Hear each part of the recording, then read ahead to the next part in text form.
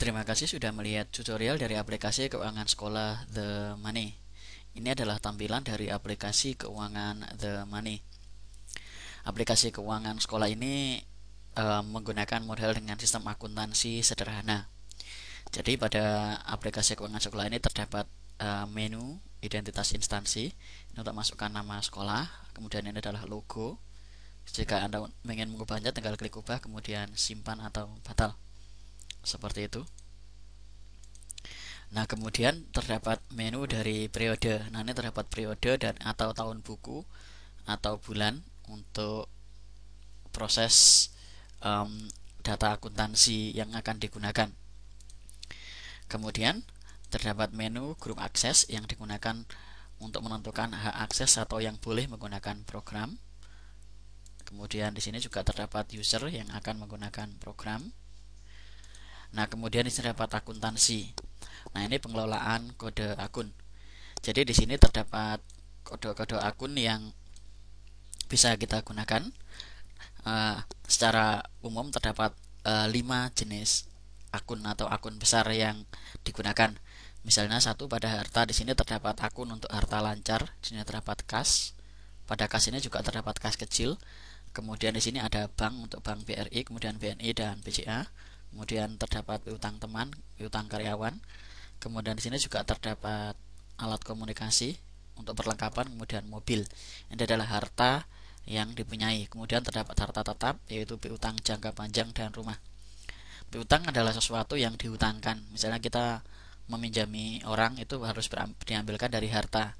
Jadi kita punya uang 100 juta, kemudian dihutangkan. Nah, apa yang kita hutangkan itu dengan piutang. Nah, piutang. Oke. Kemudian di bawah akun harta terdapat akun pendapatan. Ini terdapat misalnya untuk sekolah terdapat dana bos, donasi orang tua, kemudian BKSM, kemudian terdapat investasi, kemudian DP piutang. Ini biasanya dianggap sebagai DP piutang, yaitu uang yang dianggap DP dari orang yang kita hutangi. Ini masuk ke dalam pendapatan. Kemudian di sini terdapat biaya, misalnya terdapat gaji untuk gaji guru dan karyawan. Kemudian tagihan misalnya listrik, air. Kemudian di sini terdapat pemakaian elektronik misalnya untuk perlengkapan. Kemudian terdapat penyusutan harta, terdapat kerusakan rumah atau misalnya untuk sekolah jadi kerusakan sekolah. Seperti itu. Untuk menambah akun di bawahnya, misalnya di sini penyusutan harta kita bisa tambahkan di sini. Ini kita kasih misalnya 322, misalnya ini 322, kemudian nama akun adalah kerusakan sekolah di sini, dan kita simpan. Oke, kita lihat di biaya di sini untuk penyusutan harta sekarang sudah terdapat kerusakan sekolah. Jadi itu cara penambahan akunnya. Kemudian di sini juga terdapat akun hutang, hutang jangka pendek. Di bawahnya terdapat hutang bank, hutang kendaraan, kemudian hutang kartu kredit. Di sini terdapat juga hutang jangka panjang. Kemudian terdapat modal kekayaan bersih. Seperti itu. Ini adalah akun-akun yang bisa kita gunakan dan kita tambahkan. Jadi kita misalnya pada harta di sini terdapat misalnya kita ingin menambahkan bank di bawahnya, kita tinggal klik bank di sini. 12. Di sini kita tambahkan bank. Tambah seperti itu. Ini otomatis menjadi 4. 12 kemudian dikasih 4. Di sini misalnya BRI, kemudian di sini kita tambahkan Bank Mandiri. Oke, kita simpan. Sama untuk pendapatan juga kita bisa tambahkan misalnya lain-lain. Ini terdapat akun, saya akan menambahkan di akun lain-lain ini. Misalnya di sini adalah tambahan. Oke, tambah. Kemudian di sini 4. Di sini misalnya dari pendapatan adalah PSB. Saya akan tambahkan untuk PSB. Jadi di sini terdapat pendapatan untuk selama masa PSB pada akun lain-lain seperti ini. Nah, cara penggunaan dari akun itu adalah sebagai berikut. Di sini terdapat transaksi pendapatan tunai. Saya akan tambahkan. Contoh pada tanggal 25/07 ini terdapat tambah. Kita mendapatkan pendapatan. Oke, ini bukan penjualan harta, maksudnya kalau pendapatan itu didapat dengan cara tidak menjual sesuatu. Biasanya kita menjual sesuatu kemudian mendapatkan uang, berarti masuk ke dalam penjualan. Nah, bukan penjualan harta. Di sini kemudian terdapat misalnya diambilkan dari PSB. Selama masa PSB sekolah mendapat masukan berapa? tujuan akun ini akan kita masukkan misalnya ke Bank Mandiri. Oke. Jadi selama masa PSB atau pendaftaran siswa baru, sekolahan mendapatkan uang, katakan misalnya 10 juta. Oke. 10 juta kita masukkan ke Bank Mandiri, keterangan transaksi pendapatan. Oke. Selama PSB. Oke. Nomor faktur kita isi terserah 1 2 3 4 5 6. Oke, simpan seperti ini. Itu caranya. Dan kemudian kita keluar, kemudian juga terdapat transaksi pengeluaran tunai. Oke. Nah, di sini terdapat transaksi, misalnya kita ingin menambahkan, tambah, kita klik bukan pembelian harta. Nah, kita ambilkan tadi dari Bank Mandiri. Di sini terdapat saldo 10 juta. Misalnya di sini pengeluaran untuk, misalnya kita akan membayar gaji guru dan karyawan, kita ambilkan dari tadi Bank Mandiri tadi, kita punya uang 10 juta. Misalnya kita keluarkan uangnya 5 juta. Oke. Dan keterangan transaksi gaji guru, oke, selama masa PSB. Oke. Nomor faktur 1 2 3 4 dan kita simpan. Oke. Nah, misalnya kita akan tambahkan lagi tadi kita ambilkan dari Bank Mandiri contohnya. Nah, ini saldonya tinggal 5 juta. Jadi Bank Mandiri saldonya tinggal 5 juta karena tadi sudah terpakai. Itu. Oke. Kemudian di sini juga terdapat menu untuk pemindahan kas. Oke. Pemindahan kas.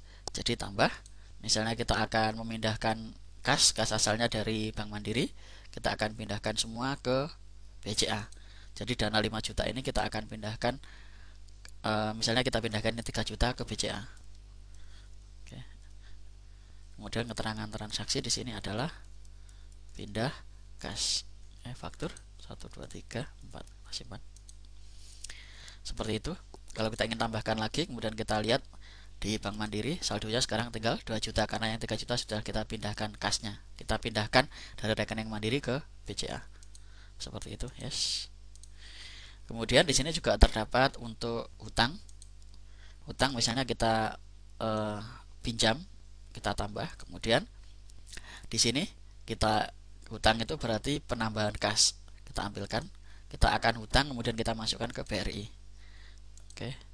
Hutang bank, nomor faktur 1 2 3, kemudian keterangan transaksi hutang BRI.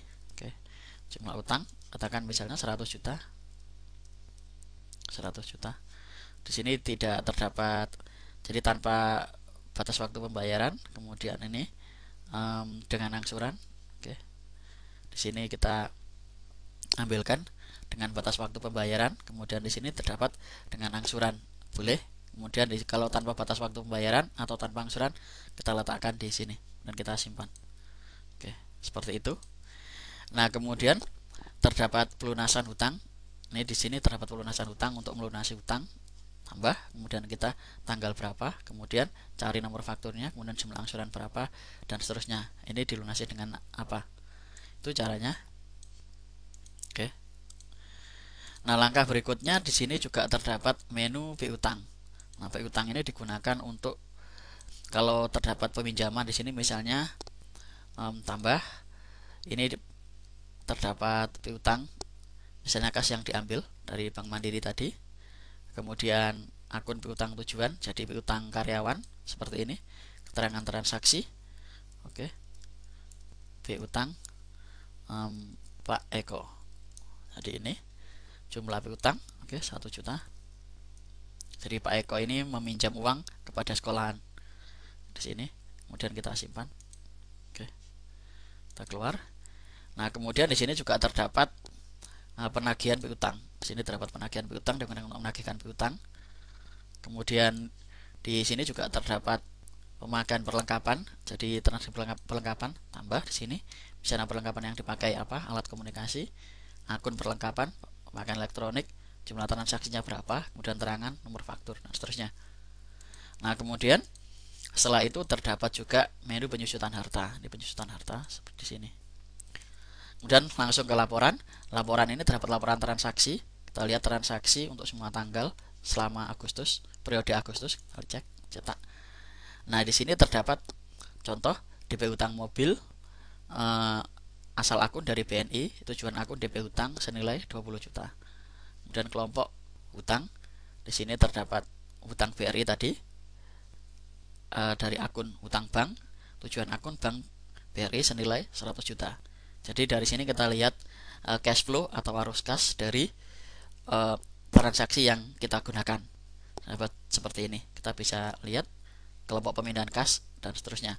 Dari sini terdapat cash flow yang bisa kita gunakan untuk melacak arus keluar masuknya uang ke dalam sekolah. Tuh. Kemudian di sini juga terdapat jurnal. Nah, jurnal ini digunakan untuk melihat semua transaksi. Oke, kita langsung ke sini. Adalah laporan jurnal. Misalnya di sini ada keterangan dari Bank BNI 100 juta untuk DP kredit 100 juta. Utang bank 100 juta di sini, kemudian masuknya 100 juta ke BRI. Jadi di sini kita dari akun hutang bank kita meminjam uang senilai 100 juta, kemudian uangnya itu kita masukkan ke rekening di Bank BRI. Kemudian di sini juga dan seterusnya. Nah, laporan jurnal ini harus balance antara uang yang kita dapat dari akun yang satu masuk ke akun yang lain. Di sini dapat total akun seperti ini. Kemudian terdapat menu dari laporan rugi laba. Nah, ini kita cetak rugi laba per Agustus, ini kita cetak. Oke, selesai. Nah, ini akan tampil seperti ini. Rugi laba ini hanya untuk pendapatan dan pengeluaran saja, jadi tidak termasuk utang. Misalnya untuk BOS kita dapat 100 juta, BKSM 200, BSB 10 juta, total 310. Sementara untuk pengeluaran kerusakan rumah 20 juta, gaji guru dan karyawan tadi 5 juta, total 25. 310 dikurangi 25 juta. Jadi sisanya kita masih punya saldo atau rugi laba 285 juta. Tuh. Nah, kemudian juga terdapat menu dari buku besar. Nah, buku besar ini kita lihat untuk semua akun. Seperti ini kita cetak. Nah, ini akan masuk misalnya utang Pak Eko. Ini yang terakhir, jadi yang terakhir adalah utang Pak Eko senilai 1 juta. Kemudian saldonya kita masih punya uang 546 juta. Jadi ini berbeda dengan yang tadi, di mana tadi itu adalah laporan rugi laba hanya menghitung pendapatan, sementara kalau ini termasuk juga untuk piutang dan hutang. Jadi kita meminjami Pak Eko senilai 1 juta. Misalnya ini ada hutang BRI senilai 100 juta. Jadi saldonya naik 100 juta di sini. Nah, seperti ini kita lihatnya dari yang terakhir adalah saldo terakhir. Dari BOS ke BNI 100 masuk ke sini. Kemudian di sini terdapat 200, jadi naik 200, kemudian ini 300 naik 600.